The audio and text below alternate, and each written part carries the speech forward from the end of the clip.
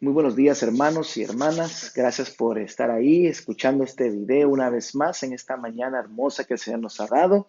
Siempre sigue siendo un poco frío y un poquito con lluvia, pero entendemos que así es la primavera. Bastante lluvia para que nuestros campos, nuestras flores, nuestros árboles sigan floreciendo y empezando una nueva temporada.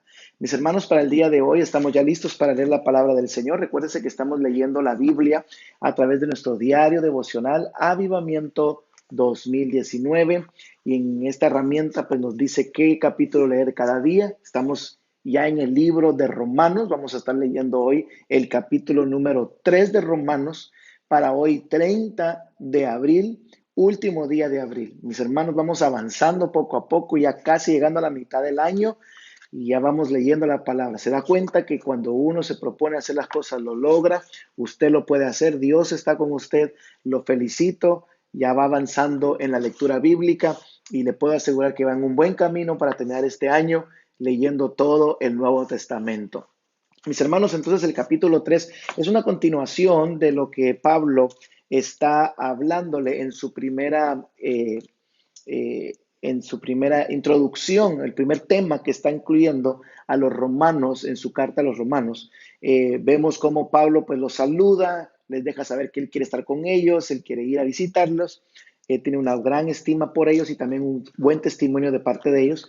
Pero entonces empieza a hablar del tema principal que ellos están enfrentando, que es los judíos que están poniendo la ley como principal manera de salvación, especialmente porque hay muchos gentiles que están siendo convertidos, porque cuando hubo aquella expansión por la persecución de los primeros discípulos, entonces ellos corrieron a muchos lugares alrededor de Jerusalén, y entre ellos estaba Italia, y cuando ellos llegan entonces a Roma, entonces empiezan ellos a reunirse y obviamente la gente empieza a escuchar qué es lo que está pasando. Y como en ese momento había un momento de pensamiento que abundaba en el momento, filósofos, escritores, pintores, entonces querían escuchar algo nuevo.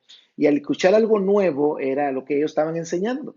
Y entonces la gente empezó a creer, pero los judíos en Jerusalén querían que toda esta nueva gente que empezaba a creer en la palabra de Dios, en el Evangelio de Jesucristo, fueran circuncidados y tuvieran una misma religión, una misma estatutos, ¿verdad? Entonces ahí fue el conflicto, porque Pablo viene, presenta a los romanos que no es por obra, sino que es por fe. Y aquí él continúa en su disección diciendo que en qué aprovechará ser judío, les dice. Recuérdense que en el capítulo anterior vimos que él les preguntaba a los judíos, pero si ustedes, si son circuncidados y no hacen lo que dice la ley, ¿en qué aprovechan? A cambio, estos no son circuncidados, son incircuncisos, pero hacen la ley. ¿Será que a ellos les cuenta como circuncisión el hacer la ley y a ustedes el no hacer la ley como incircuncisión? Él, en otras palabras, está diciendo, no pongan más cargas de las que deben de estar cargando. Veámoslo del lado amable, decía él. Entonces aquí dice, si los judíos tienen esa, la oportunidad de ser judíos, ¿aprovecharán algo ser judío? Dice él. Y dice, claro que sí, porque tienen la palabra de Dios, pero por tener la palabra de Dios les hace más responsables de cumplirla. Y ellos no la estaban cumpliendo.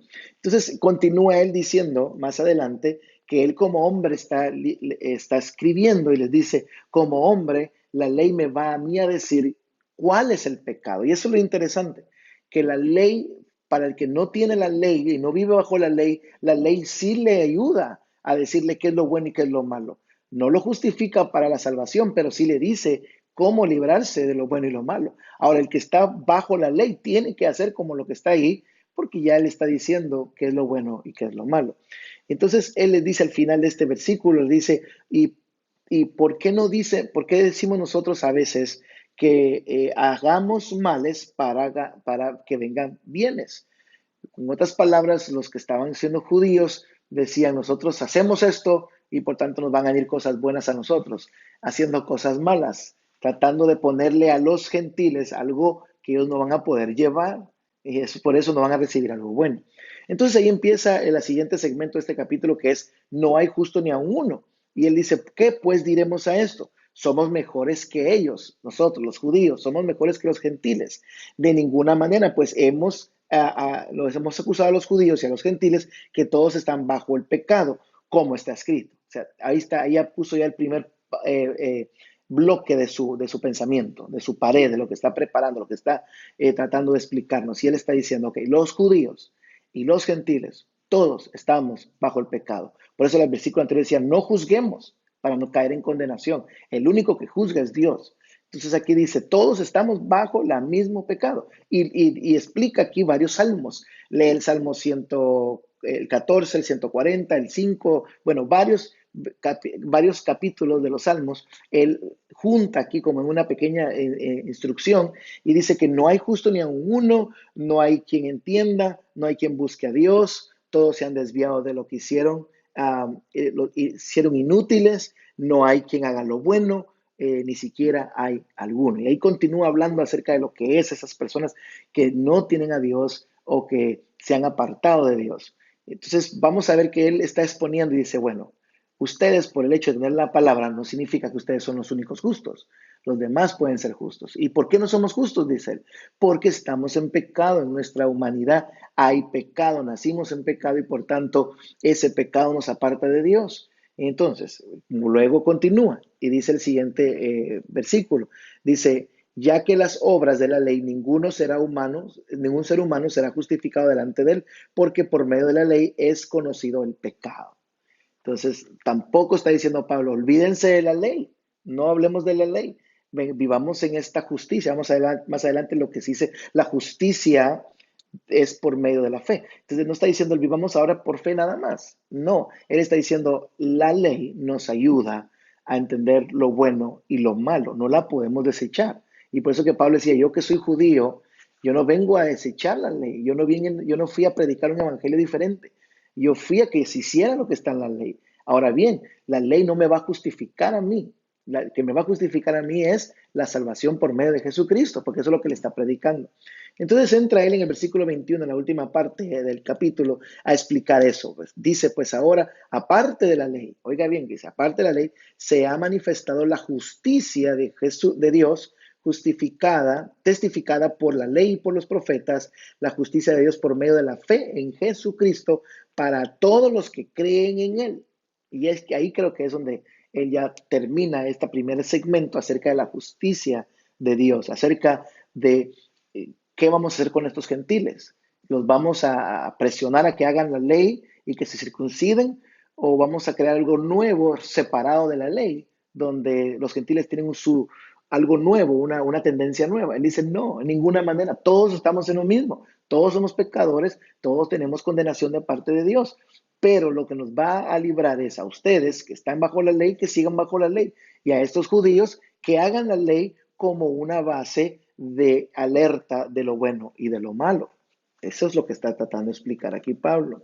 Entonces dice el versículo 22, por cuanto todos pecaron y están destituidos por la gloria de Dios, una vez más, ¿verdad? Todos, dice, no simplemente judíos, sino que todos, el que está bajo pecado, tiene una separación de parte de Dios, siendo justificados gratuitamente por su gracia, mediante la redención que es en Cristo Jesús.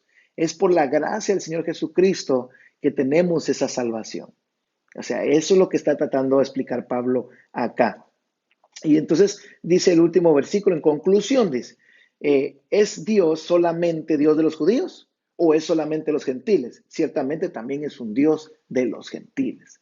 Entonces, ahora Pablo, al final de su exhortación, de su carta, de este primer segmento de su carta, le explica y dice que Dios es Dios de todos, no solamente de unos.